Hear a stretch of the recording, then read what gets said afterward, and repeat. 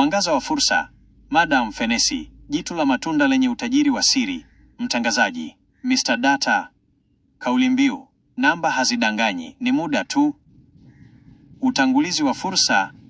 Watu wengi wanauona mfenesi kama mti mrefu unaotoa matunda makubwa yenye kunata, lakini kwenye mwangaza wa fursa, sisi tunaona jitu la kiuchumi.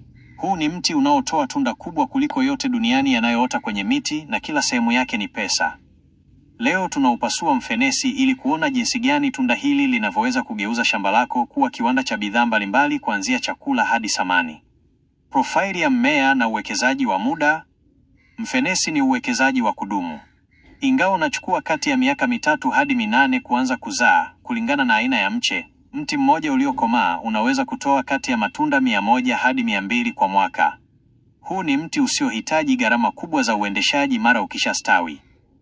Uzuri wake ni kwamba unaweza kuishi na kutoa mazao kwa zaidi ya miaka 60, hivyo unakuwa umewekeza kwa ajili yako na vizazi vijavyo. Mchanganuo wa mti kama bidhaa. Hebu tuuchambue mfenesi kwa jicho la soko. Tunda lililoiva. Huu ndio mnyororo unaojulikana zaidi, likiuzwa kama tunda tamu.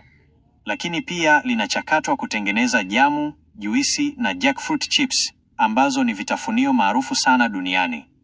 Tunda bichi, nyama ya mboga.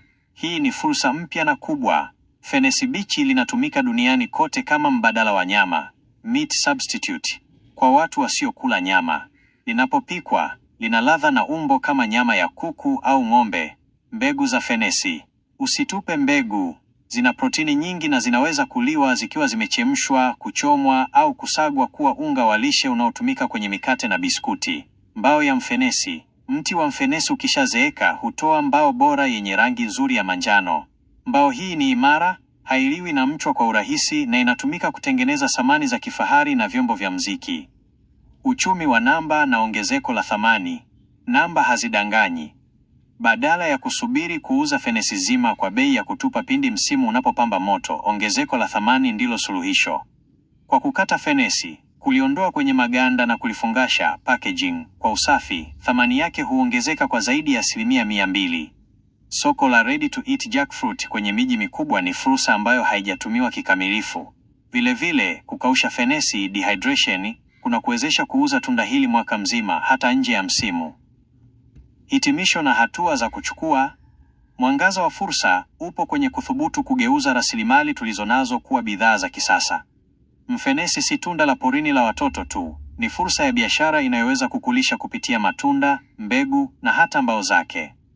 Kama umependa uchambuzi huu wa fursa ya mfenesi, tafadhali bonyeza alama ya like kuisapoti chaneli yetu, na usisahau kusubscribe hapa The Data on Elimika.